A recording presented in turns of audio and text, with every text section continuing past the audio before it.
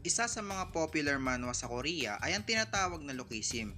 At kung pagbabasihan mo ang pamagat ng istorya, malamang sa malamang ay iisipin mo na ang manhwa na ito ay tungkol lamang sa itsura o kaya naman sa love story o siguro isang drama na hindi mo kaaliwan at babalaking basahin pa. Pero kung pagbabasihan mo lang ang pamagat na Lookism at dahil doon ay babaliwalain mo na ang kwento, ay siguradong mamimiss out mo ang napakagandang kwento tungkol sa Lookism. Dahil ang Lookism ay sobrang popular at ang kwento tungkol kay Daniel na isang araw ay paggising niya ay nasa katawan na siya ng isang tao na hanggang ngayon ay hindi pa din natutuklasan kung sino ba ang totoong may-ari ng pangalawang katawan.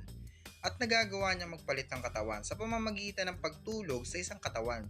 Pero bakit ko nga ba nasabing popular ang manhwa na Lookism? Ito nga ay dahil binubuo ito ng tinatawag na 4 Major Crew na isang malaking notorious criminal organization sa South, East, West at North na tinatawag na Big Deal